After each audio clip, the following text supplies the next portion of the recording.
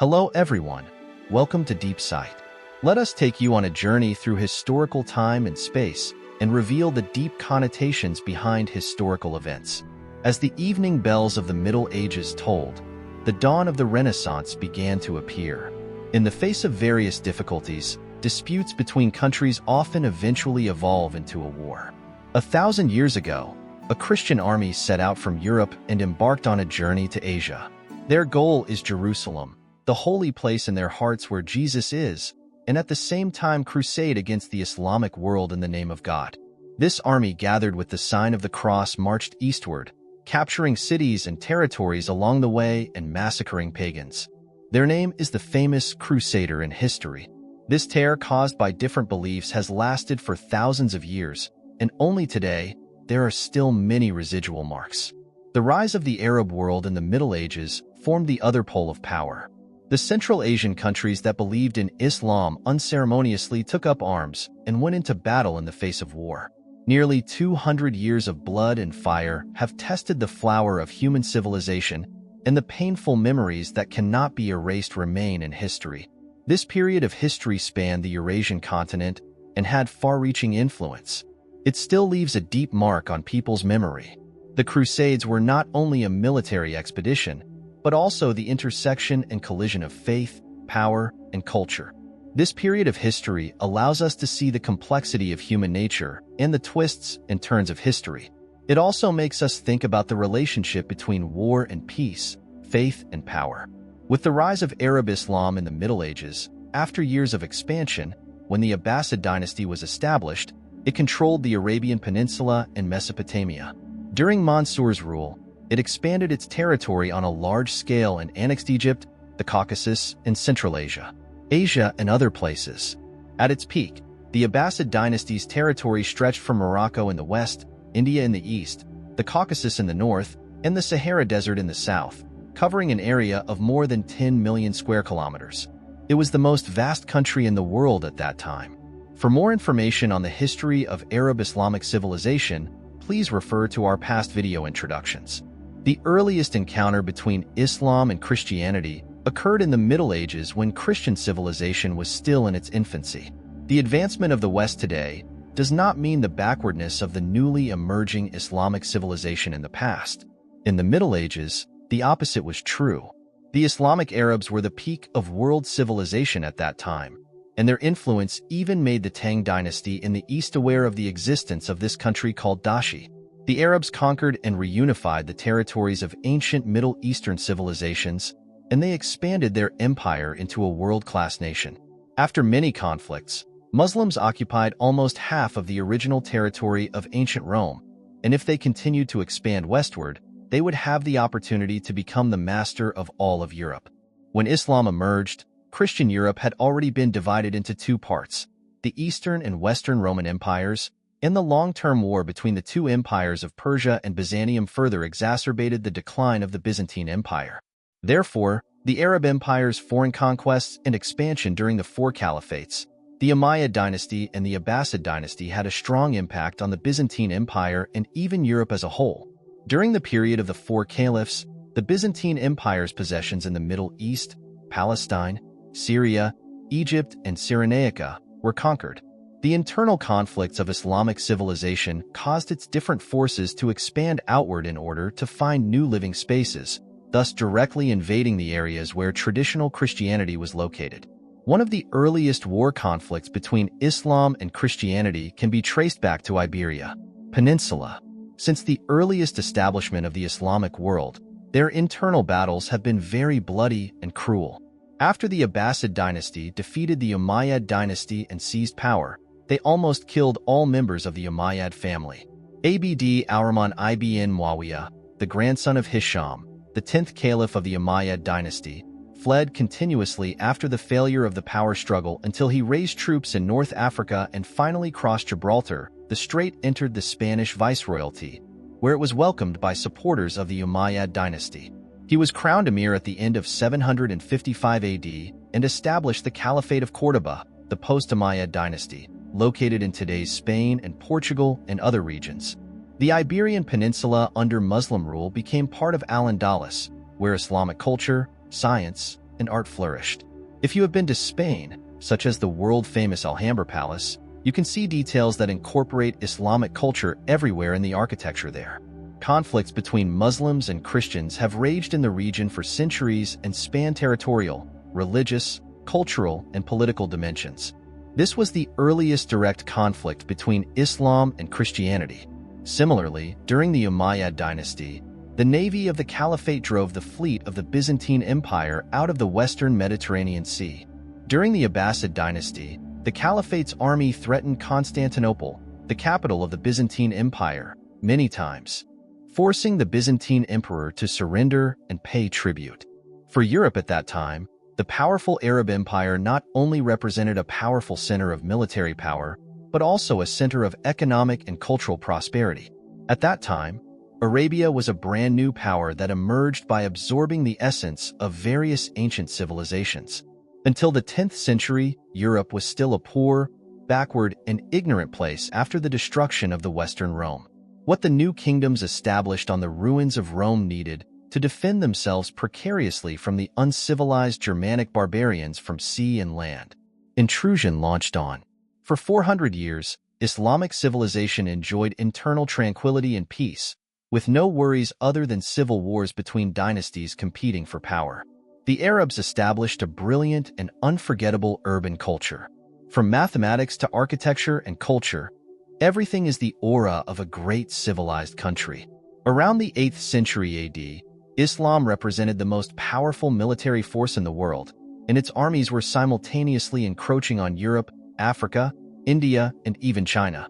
It is the world's premier economic center, trading a wide variety of commodities through its vast commercial and transportation networks across 3 continents: Asia, Europe, and Africa. It has reached the highest level of art and science in the history of human civilization at that time. Let's talk about the causes of conflict between Islam and Christianity. After entering the 11th century, the Islamic Turks established a powerful Seljuk empire within the Abbasid dynasty. In its heyday, it ruled Palestine, Syria, part of Anatolia, the Caucasus, Iraq, and Persia. As far as the Aral Sea and parts of Central Asia on the right bank of the Amu Darya River, it directly threatened the survival of the Byzantine Empire. This threat directly constituted an important reason why the Byzantine emperor asked the Roman Pope for help and launched the Crusades. The Byzantines feared Islamized Turkic tribes encroaching on the land of Greek Christian farmers, and they were also worried about the expansion of Seljuk power in the 11th century. The Byzantine Emperor Alexius I defined the threat to national security as the pagan threat to the Christian faith, and was so frightened that he asked the Pope for help in order to get rid of the Muslim threat. He called on the European Christian kingdoms and the Holy See to form a crusade to open up the pilgrimage passage from Asia Minor to the Holy Land of Jerusalem and Palestine, and then liberate the Holy Land of Jerusalem from the hands of the pagans. This made the Crusades rise to a religious level, fundamentally changed the relationship between Christianity and Islam, and has influenced the current situation. Pope Urban II, who inherited Western Rome, was not actually a friend of the Byzantine Empire. We have already introduced you to the religious differences between Eastern and Western Rome in the previous video. Church and royal power. Byzantine Christianity was a Hellenistic East. Orthodoxy. The Pope agreed to the rescue out of his own considerations. The core point is that this request for help gave the Catholic Church an opportunity to demonstrate the Pope's sole status and authority over the secular monarchs of the Christian kingdom. In 1095, Pope Urban II convened the Council of Clermont.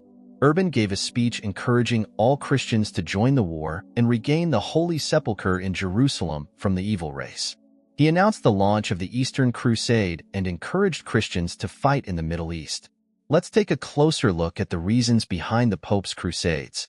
First, the rise of Islam and the establishment of the Arab Caliphate Empire across the 3 continents of Asia, Africa, and Europe were regarded as a huge threat by the entire Christian world, including the Byzantine Empire.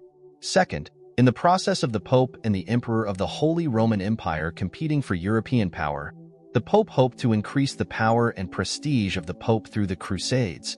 Third, behind religious fanaticism is not only a religious and cultural issue, but also a full economic factor.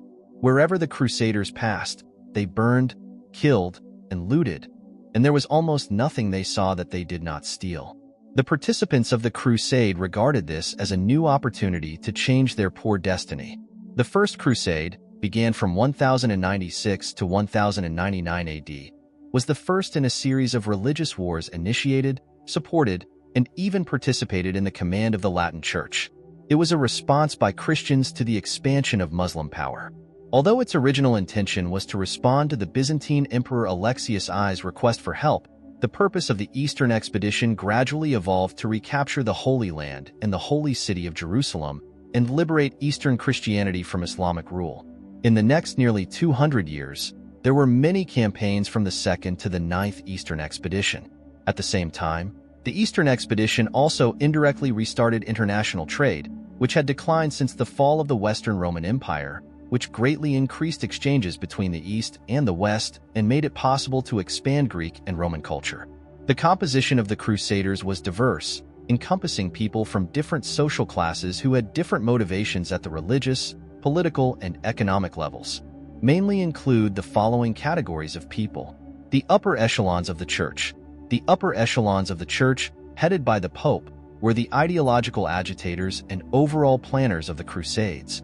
They used religious fanaticism to expand the political influence of the Holy See, trying to bring the Byzantine Empire's Orthodox Church under their control, and trying to increase their wealth by plundering the territories of Eastern countries and establishing new Christian territories. Feudal knights. The rundown knight class was also attracted by the opportunity to make a fortune, and they became the main members of the Crusaders. These knights hoped to gain land, wealth, and honor through their Eastern expeditions. Big merchants. Some wealthy merchants also participated in the Crusades, hoping to make profits through trade and plunder. With such a crowd structure, you can imagine what kind of quality army this is. Therefore, the Crusades were by no means purely religious wars. Religion was just a tool used to incite war fanaticism. In this regard, an authoritative interpretation pointed out, when the army is assembled, military expenses are raised, and the Crusaders arrive at the border of West Asia, there is nothing to call it crude and hypocritical to incite anti-Muslim hatred. Centuries of crusades, the Eastern Expedition also became the most shameful and disastrous episode in the history of the Church. The targets of the Crusaders' killings were not limited to Muslims. When more than 15,000 Crusaders captured Jerusalem in 1099, the Crusaders also beheaded, stabbed, felled, and tortured the resisting Jews, Muslims, and even local Christians. Burning and other atrocities, both Muslim and Christian records confirm this massacre. The Crusaders robbed hundreds of silver candlesticks and dozens of gold candlesticks from the Rock Mosque, the Dome of the Rock, and convert this mosque into a church. The Crusaders even included Byzantium, the inviter of the Eastern Crusade, into the ranks of their atrocities. The Crusaders conquering Constantinople is a painting created by the French painter Eugène Delacroix. A famous oil painting, if you have the chance to go to the Louvre in Paris, France. Everyone can admire this painting, which depicts the brutal crimes committed by the Crusaders when they captured Constantinople on April 12, 1204. The picture is full of all kinds of atrocities, beatings, killings, plundering, and persecution everywhere. The sadness on the faces of the elderly, the painful cries of children, the tragic deaths of women. The city was burned down, and the beautiful land was covered with dark clouds and smoke. In the center of the picture is the arrogant invader. The disaster of war envelopes this ancient capital of the world, and the tragic fate is grabbing people's hearts. Although the victors, Count Flanders and Governor Dandolo, looked arrogant, they also showed signs of fatigue, hesitation, and worry. The whole picture is full of tragic atmosphere. The strong contrast between light and dark and the turbulent environment make it a thought-provoking work. This painting not only depicts historical events, but also reflects the cruelty of war and the fragility of human nature. This reminds people today of their desire for peace. In more than 200 years, Christianity launched a total of 9 crusades of the cross against the scimitar of the star and moon. The centuries-long peaceful coexistence was ruined by a series of Christian opposition to Islam, jihad, and left a lasting legacy of distrust and misunderstanding that has lasted for millennia. The Muslim Saladin regained Jerusalem and Palestine from the Crusaders between 1187 and 1192, which gave the Muslims the confidence to cope with the more severe challenges from Christendom. This torn war that lasted for 200 years left both sides exhausted. What they didn't expect was that an uninvited guest from the grassland completely rewritten all orders. Under their iron hooves, everything that was powerful became small. This was the Mongol Empire. Their war, which lasted for hundreds of years, fell apart under the attack of a branch of Mongolia. On February 10, 1258 AD, in Baghdad, the capital of the Abbasid dynasty, a multinational coalition led by Mongolia occupied Baghdad under the leadership of Hulagu. The centuries-old glorious Arab Islamic Empire was erased from the long history of Mongolia. In Mongolia, the empire accepted Islam, and the Islamic world experienced centuries of division and chaos. In the 15th century, a brand new empire emerged, the Ottoman Empire, the Safavid Empire of Persia, and the Mughal Empire of India. The greatest threat to the West was the Ottoman Empire. The Ottoman Empire not only captured Constantinople, the capital of the Eastern Roman Empire, in 1453 and marched to Vienna twice, but also controlled the Mediterranean and the Indian Ocean and conquered the Christian countries of the Balkan Peninsula. Thus, in the war against Europe, the Ottomans posed a greater threat than any empire since the early conquests and expansion of the Arabs. The panic the Ottoman Turks inspired went right to the heart of Christian Europe. Their threat to the threat posed by the center of Europe lasted almost 2 centuries. It was not until 1683 that the Ottoman Empire unsuccessfully besieged Vienna, the capital of the Austro-Hungarian Empire, for the second time. The Ottoman Turks were forced to retreat and sign the Treaty of Karlowitz, and the Ottoman Empire began to decline. This also announced that the collision between Islam and Christianity had temporarily entered a period of peace. At this point, we have basically connected the historical context of the Middle Ages together. If you want a detailed understanding of each part, please watch the previous videos in our Civilization Exploration series. Audience friends, this is our content in this issue. We will continue to tell you the stories of civilizations in world history in the next episode. You are welcome to leave a message and subscribe, communicate and discuss together, learn and progress together, and pursue history.